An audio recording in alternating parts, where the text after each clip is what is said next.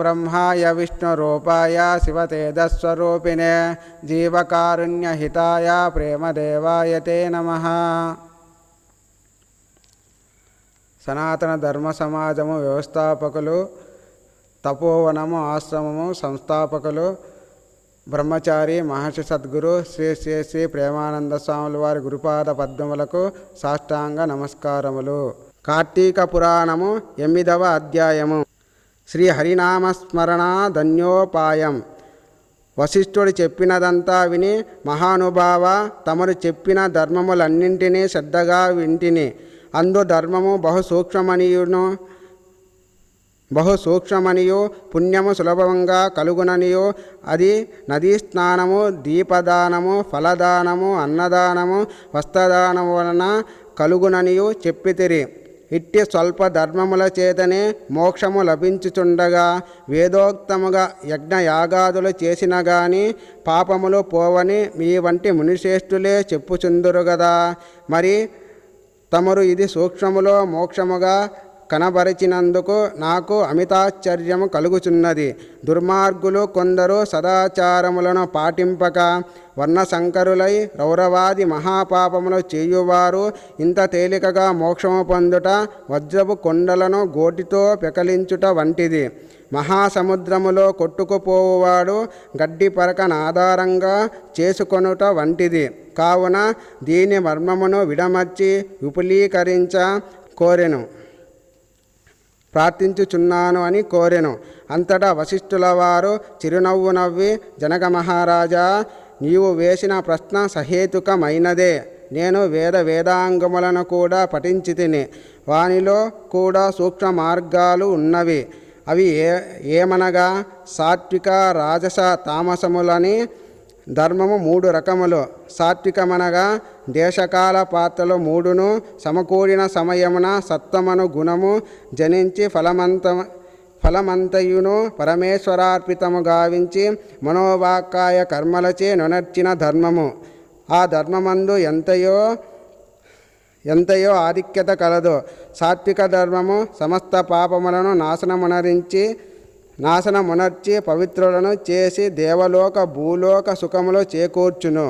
ఉదాహరణముగా తామ్రపర్ణి నది సముద్రమున కలియు తావునందు స్వాతికార్తెలో ముత్యపు చిప్పలో వర్షబిందువు పడి దగదగ మెరిసి ముత్యమగు విధముగా సాత్వికత వహించి సాత్విక ధర్మమాచరించుచు గంగా, యమున, గోదావరి, కృష్ణానదుల పుష్కరాలు మొదలగు పుణ్యకాలములయందు దేవాలయములయందు వేదములు పఠించి సదాచారుడై కుటుంబీకుడైన బ్రాహ్మణునకు ఎంత స్వల్పదానము చేసినను, లేక ఆ నదీ తీరమందున్న దేవాలయంలో జపతపాదులను నొనరించినను విశేష ఫలమును పొందగలరు.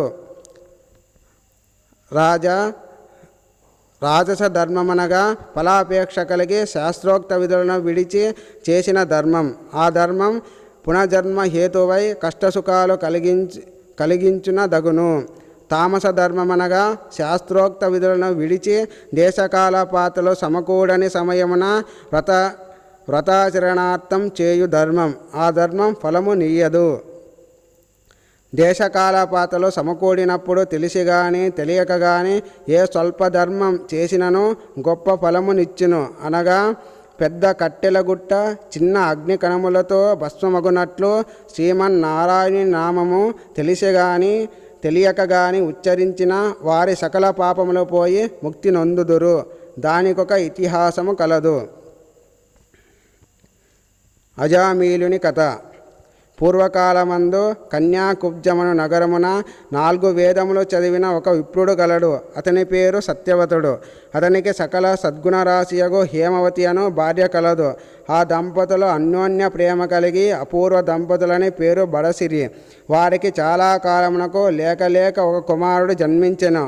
వారా బాలుని అతి గారాభముగా పెంచుచు అజామీలుడని నామకరణము చేసిరి. ఆ బాలుడు దినదిన ప్రవర్ధమానుడగుచు అతి గారాభము వలన పెద్దలను కూడా నిర్లక్ష్యముగా చూచుచు దుష్ట సహవాసములు చేయుచు విద్యను అభ్యసింపక బ్రాహ్మణ ధర్మములు పాటించక సంచరించుచు నుండెను.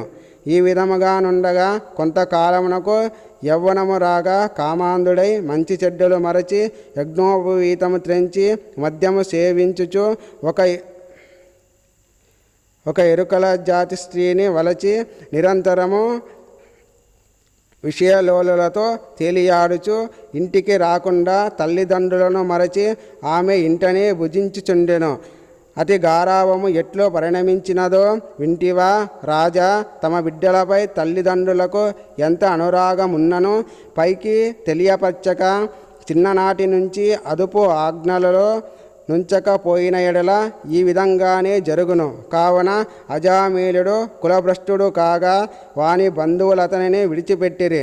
అందుకు అజామీలుడు రెచ్చిపోయి వేట వలన పక్షులను జంతువులను చంపుతూ కిరాత వృత్తిలో జీవించుచుండెను.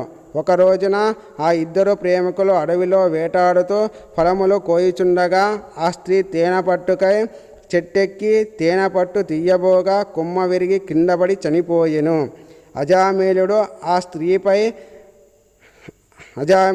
స్త్రీపై పడి కొంతసేపు ఏడ్చి తరువాత ఆ అడవి అందే ఆమెను దహనము చేసి ఇంటికి వచ్చెను. ఆ ఎరుకల స్త్రీకి అంతకుముందే కుమార్తె ఉండెను. కొంతకాలమునకు ఆ బాలికకు యుక్త వయస్సు రాగా కామాంధకారముచే కన్నుమిన్నుగానక అజామీలుడు ఆ బాలికను కూడా చేపట్టి ఆమెతో కూడా విషయలోలుడై తేలియాడుచుండెను. వారికి ఇద్దరు కొడుకులు కూడా కలిగిరి. ఇద్దరు పురిటిలోనే చచ్చిరి. మరలా ఆమె గర్భము ధరించి ఒక కుమారుని కనెను. వారిద్దరూ ఆ బాలునికి నారాయణ అని పేరు పెట్టి పిలుచుచు ఒక్క క్షణమైనను ఆ బాలుని విడువక ఎక్కడకు వెళ్ళినా వెంటబెట్టుకొని వెళ్ళుచు నారాయణ నారాయణ అని ప్రేమతో సాగుచుండిరి. కానీ నారాయణ అని స్మరించిన ఎడల తన పాపమును నశించి మోక్షము పొందవచ్చునని మాత్రం అతనికి తెలియకుండెను. ఇట్లు కొంతకాలము జరిగిన తరువాత అజామీలునకు శరీర పటుత్వము తగ్గి రోగగ్రస్తుడై మంచము పట్టి చావునకు సిద్ధపడి ఉండెను. ఒకనాడు భయంకరాకారములతో పాసాది ఆయుధములతో యమభటులు ప్రత్యక్షమైరి. వారిని చూచి అజామీలుడు భయము చెంది కుమారునిపైనున్న వాత్సల్యము వలన ప్రాణములు విడవలేక నారాయణ నారాయణ అనుచునే ప్రాణములు విడిచెను. అజామీలుని నోట నారాయణ అను శబ్దము వినబడగానే యమభటులు గడగడ వనకసాగిరి. అదే వేళకు దివ్య మంగళాకారులు శంఖ చక్ర గదాదారులు యగు శ్రీమన్నారాయణుని దూతలు విమానములో నచ్చటికి వచ్చి, ఓ యమభటులారా, వీడు మావాడు, మేము వీనిని వైకుంఠమునకు తీసుకొని పోవుటకు వచ్చితిమి అని చెప్పి అజామీలుని విమానమెక్కించి తీసుకొని పోవచుండగా యమదూతలు, అయ్యా మీరెవ్వరు?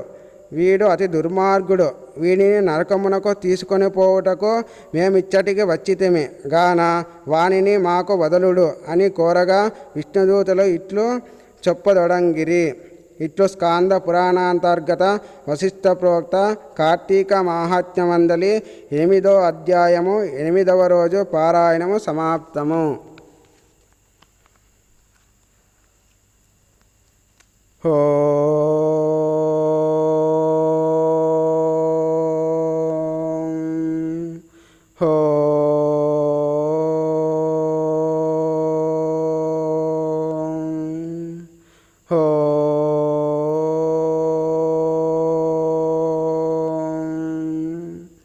ఓం సహనా భవతో సహనో భునక్తో సహ వీర్యంకరవావహై తేజస్వినావధీతమస్తు మా విద్విషావహై. ఓం శాంతి శాంతి శాంతి.